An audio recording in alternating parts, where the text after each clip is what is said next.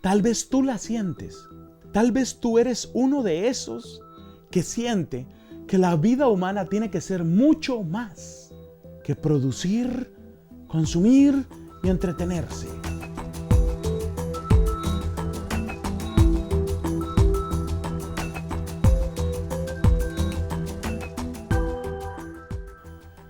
Creo que muchas personas en nuestro tiempo están descubriendo la necesidad de la espiritualidad, de la trascendencia. Saben que la ciencia, a través de la tecnología, les brinda grandes comodidades y que hay grandes adelantos. Basta mencionar los medios de comunicación, los computadores, tantas cosas. Saben también que el ser humano tiene una capacidad racional y una capacidad, por ejemplo, para discutir sus ideas. Pero hay muchas personas que sienten que además de esas capacidades tecnológicas o de esas capacidades de lenguaje y de discusión, hay un anhelo más profundo en el corazón. Podemos llamar a esto un hambre de trascendencia. No es extraño en nuestro tiempo que la gente busque métodos de meditación o experiencias a veces incluso esotéricas para abrir otra puerta en su vida. Yo creo que es interesante analizar este fenómeno y es interesante también ver cómo se sitúa la fe cristiana entre toda esa multitud de ofertas. Porque quizás hace unos años los cristianos, me refiero a cristianos católicos, estábamos acostumbrados a ser la única voz. Por lo menos en muchos países en América Latina, el sacerdote católico estaba acostumbrado a ser quizás la única voz que se escuchaba, la única autoridad que había en muchos lugares. El sacerdote en aquel pequeño poblado, en aquel pequeño pueblo, era una voz importantísima y casi la única para algunas cosas. Esa situación ha cambiado y tenemos que prepararnos para unas circunstancias sociales completamente distintas. Por eso creo que es muy interesante, en medio de este espíritu de diálogo entre la fe y la razón, entre lo privado y lo público, diálogo finalmente entre la iglesia y el mundo, yo creo que es bien interesante que nosotros reconozcamos las características de esa hambre profunda que tantos contemporáneos nuestros sienten y, repito, cómo se sitúa la fe cristiana dentro de ese conjunto de ofertas.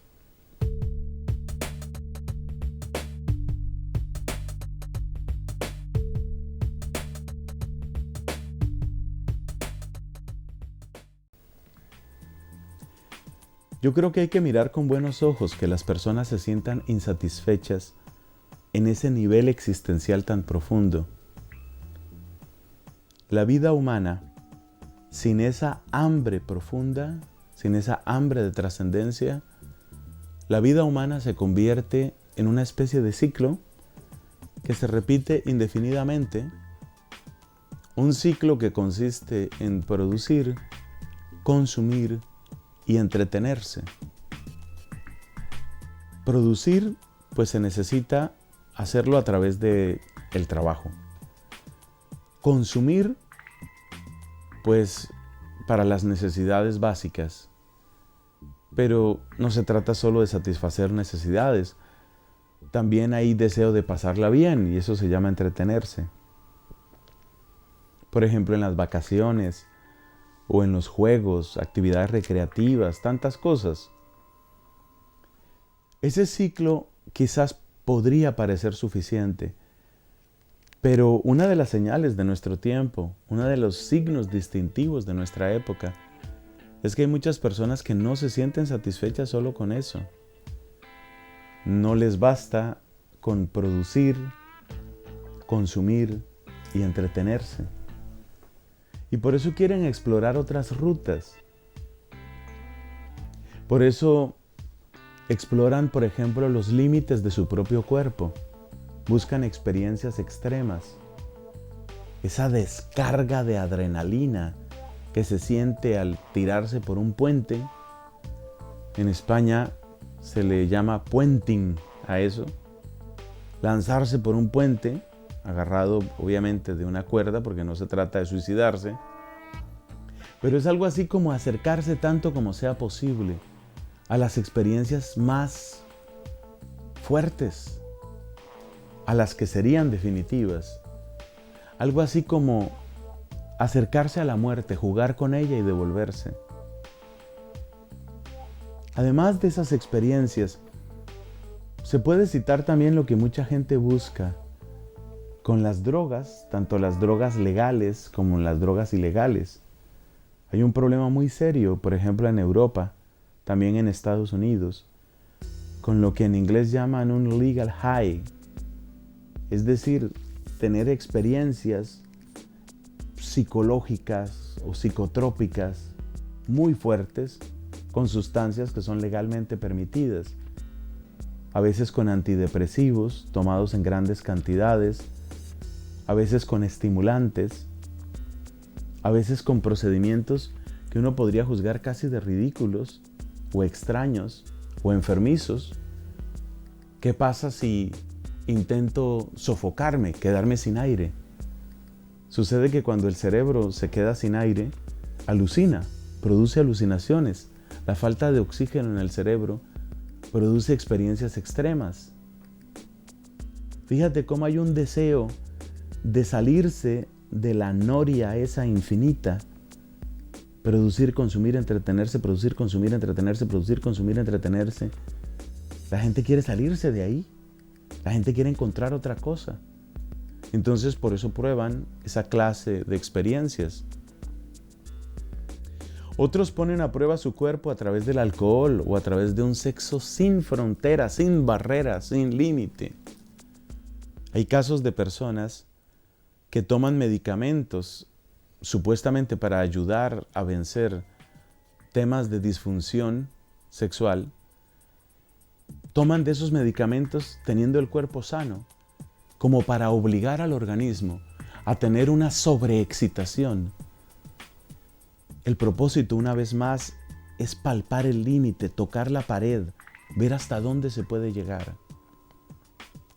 ¿Qué nos están diciendo todas estas historias? Nos están contando que en el ser humano verdaderamente hay una ansia de infinito.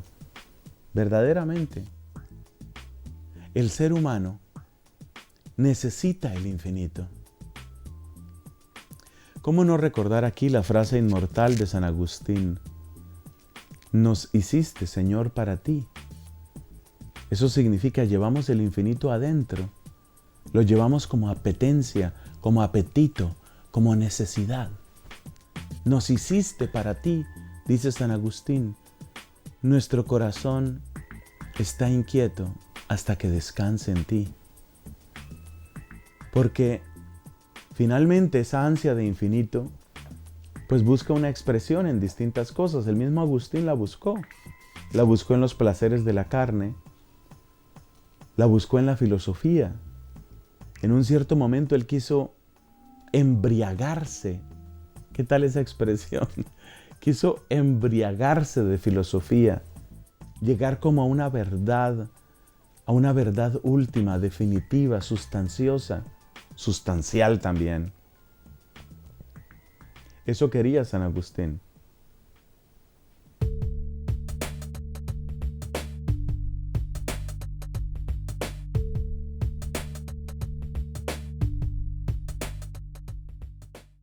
En nuestra época entonces hay esa señal, hay mucha gente que está buscando. En sí mismo, repito, es una buena señal. Pero todavía, si somos cristianos, todavía no es la gran señal.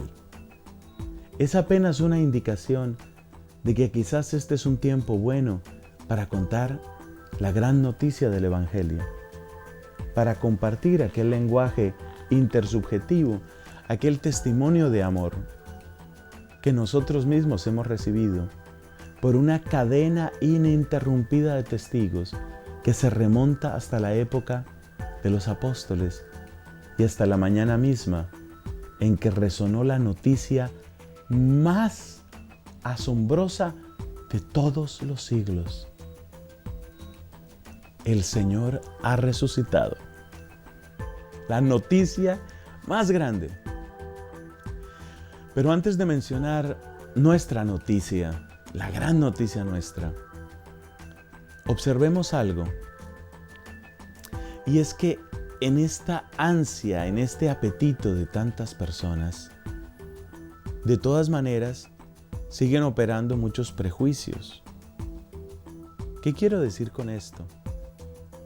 Que si una persona todo el tiempo ha recibido en su mente asociaciones automáticas, casi reflejas, que le llevan a rechazar a la iglesia, que le llevan a rechazar el cristianismo, pues esas asociaciones mentales no van a desaparecer por el hecho de que la persona tenga un ansia de infinito. Y por eso necesitamos dedicar unos minutos al problema de las asociaciones mentales falsas. Esto le ha hecho un daño muy grande a muchísima gente. Y por supuesto, ha frenado o ha querido frenar la actividad de evangelización de la Iglesia Católica.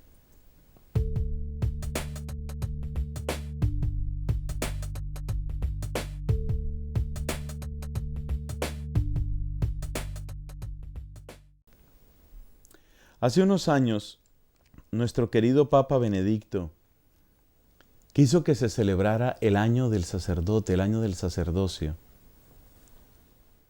A mí me queda muy difícil saber si realmente había una conspiración, por ejemplo, de masones, para utilizar ese mismo año del sacerdocio o el año del sacerdote en tono de burla o de ataque a la Iglesia Católica.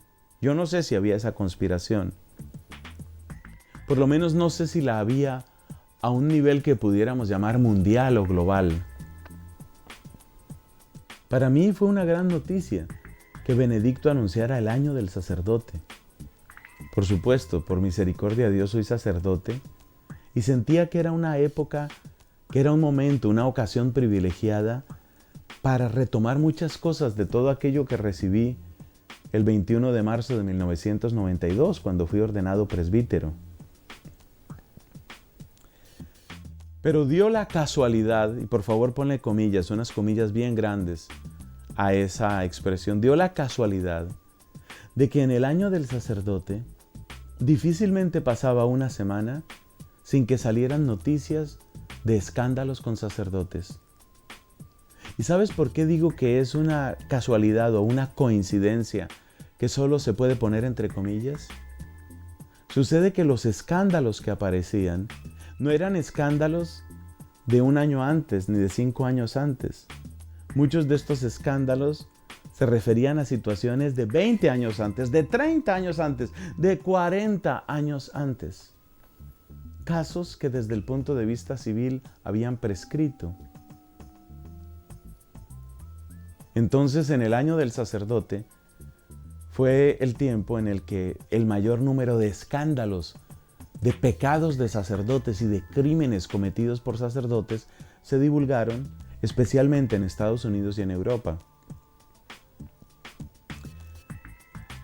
Fue una época también en la que el Papa Benedicto realizó diversos viajes. Y tú puedes recordar lo mismo que yo, que no importa a qué lugar del planeta Tierra fuera el Papa, casi lo único que reportaban los medios de comunicación era encuentro del Papa con las víctimas de abuso sacerdotal. El Papa podía ir a hablar de ecología humana a la Conchinchina. El Papa podía hablar de diálogo interreligioso en Sri Lanka. Estoy inventando y exagerando, por supuesto. Pero lo único que interesaba a los medios de comunicación era decir: el Papa se encontró con víctimas de abuso. De por Dios, yo no estoy minimizando el daño que el abuso produce en los niños y en los adolescentes.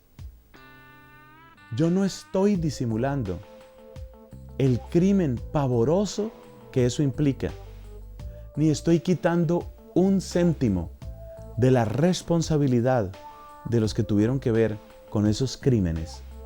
Esa no es mi intención. Lo que yo quiero destacar es cómo durante mucho más de un año no podía aparecer la cara del Papa Benedicto sin que el titular dijera abuso sexual, víctimas de abuso sexual. El Papa con las víctimas, el Papa con los abusadores, el Papa con las víctimas de abuso. Eso se llama una asociación mental. Después de tantas veces de ver siempre la cara del Papa unida a los escándalos de abuso, pues mucha gente cree que lo único que tenía que decir el Papa y la única razón por la que el Papa era el obispo de Roma es porque estaba implicado en temas de abuso sexual. Eso se llama una asociación mental. Y esas asociaciones mentales y esos prejuicios hacen que muchas personas, cuando sienten el hambre de infinito, es decir, cuando quieren salir de la noria repetitiva, rutinaria, infinita, asfixiante, producir, consumir, entretenerse. Muchas personas, cuando quieren salirse de eso, lo único en lo que están completamente seguros es: yo con la iglesia nada.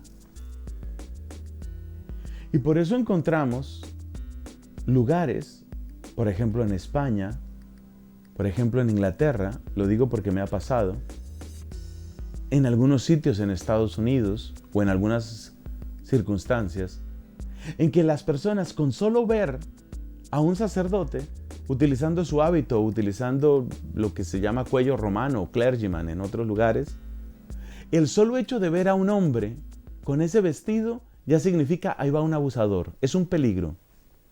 Eso se llama una asociación mental.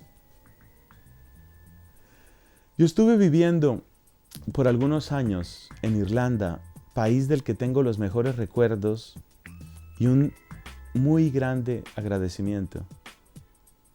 Durante los 6 años que estuve viviendo en Irlanda, por lo menos 3 veces pasaron un documental sobre los abusos de autoridad, abusos verbales y abusos físicos, por ejemplo en términos de castigos, que las religiosas de una cierta comunidad infligían a unas niñas pobres.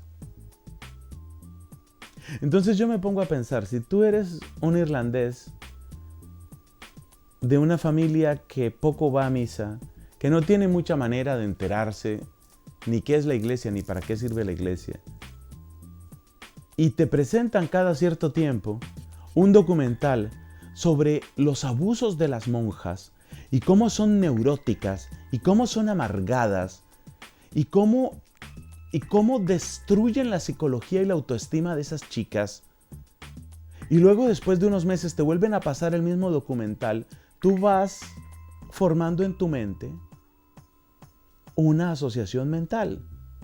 De manera que cuando luego tú ves una religiosa con hábito en la calle, tú piensas, ahí está una amargada, una neurótica, una enferma que deberían llevársela a algún psiquiátrico, la cual seguramente sigue torturando niñas, humillándolas, destruyéndoles la autoestima. Eso se llama una asociación mental. Un país donde esto ha llegado incluso al nivel del lenguaje es Canadá, especialmente en la parte francesa, la parte franco-hablante. Resulta que se ha producido una costumbre dirigida por quién, no me lo preguntes, no tengo esos datos. Pero se ha introducido y se ha afianzado la costumbre a tomar palabras del lenguaje religioso para convertirlas en insultos. De manera que decirle, por ejemplo, a una persona, es que tú eres un tabernáculo, palabra sacratísima para nosotros, católicos, es una manera de insultarlo. Como diciendo, lo único que puede haber dentro de un tabernáculo da asco. ¿Te das cuenta de la blasfemia? ¿Te das cuenta de la asociación mental? Entonces, si tú eres un canadiense francófono y has escuchado que siempre que se utiliza la palabra tabernáculo es para insultar y para burlarse, o si tú eres una chica irlandesa y cada vez que has visto hábitos de mujeres es para ver prepotencia, amargura, injusticia, o si tú eres un alemán que lo único que conoce de la iglesia es cada vez que aparece la foto del Papa Benedicto con el titular abuso sexual, ¿qué crees que pasa en ese cerebro? Dime qué crees que pasa. Y dime sobre todo una cosa, dime si eso es justo. Entonces, ¿qué viene a suceder? Que muchas personas, aunque tienen un hambre profunda de infinito, aunque tienen una gran necesidad de amor, solamente tienen clara una cosa. Con el cristianismo, nada. Con esos dogmáticos que no hacen sino quemar científicos, nada. Esto lleva mucho tiempo, este tipo de ataque. Yo me acuerdo del comentario que hacía San Agustín sobre el Salmo 129. ¿Cuánta guerra me han hecho desde mi juventud? Que lo diga Israel. ¿Cuánta guerra me han hecho desde mi juventud, pero no pudieron conmigo? Así empieza el Salmo 129 de la numeración de la Biblia. Y San Agustín comenta, esto se aplica a la iglesia. Hace cerca de 25 años o un poco más yo estudiaba en la Universidad Nacional en Colombia. Y me acuerdo una vez que en la plaza central, la más importante de esa universidad, aparece en un mural con gran dimensión. Yo diría que por lo menos un letrero o unos letreros, porque era una serie de datos, ya voy a describir que contaban, de unos 3 metros de alto, tal vez como por unos 4 o 5 de ancho. Toda esa área, bajo un título, La Biblia contra la mujer. Y entonces venían una serie de textos, por supuesto sacados de todo contexto, y presentados para que centenares de estudiantes, mujeres, que pasaban por ahí, sacaran la única conclusión posible. Si yo quiero ser verdaderamente mujer, lo primero que tengo que hacer, y perdonad la expresión que voy a usar, es darle una patada a la Biblia. Dios no me va a ayudar, la iglesia no me va a ayudar, la Biblia no me va a ayudar. Entonces, ¿cuál es el mensaje que estoy tratando de transmitir? Que el hambre de infinito existe, que el hambre de trascendencia existe, que tal vez tú la tienes, tal vez tú la sientes, tal vez tú eres uno de esos que siente que la vida humana tiene que ser mucho más que producir, consumir y entretenerse. Y que la vida humana tiene que ser mucho más que buscar experiencias extremas, hoy en el sexo, mañana en la droga, después en una terrible borrachera y después botándome de un puente. Tal vez tú eres uno de los que ha sentido que la vida humana tiene que ser más que eso.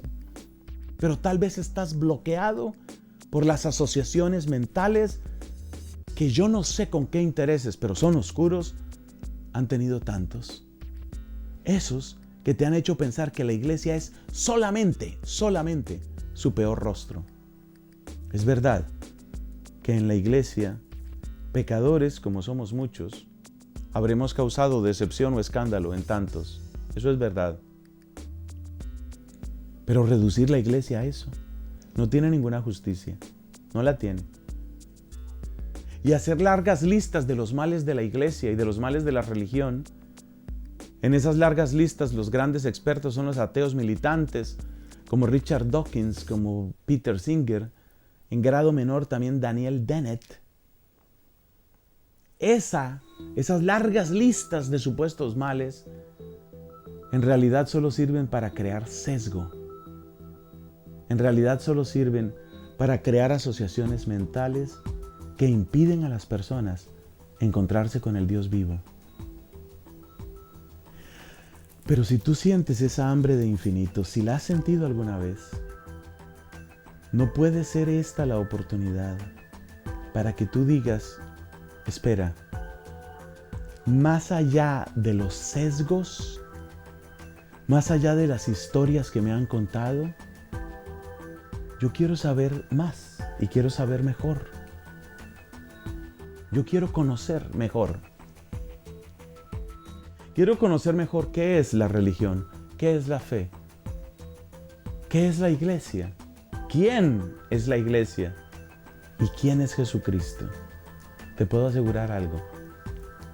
Si emprendes esa búsqueda en plena honestidad, no te pido que apartes tus ojos ni que los cierres cuando llegan los capítulos vergonzosos de la historia de la iglesia. No te pido eso. Más bien te pido, consérvalos abiertos en las muchas páginas gloriosas de santidad, de gracia, de belleza y de bondad. Y entonces descubrirás qué significa ser creyente. No pierdas el hambre de infinito, no la pierdas. No la dejes perder. No tienes que buscar en caminos tan extraños. Como dice el Deuteronomio, cerca de ti está aquel que te ama. Cerca de ti está la palabra de salvación. Que Él sea tu bendición hoy y siempre. Amén.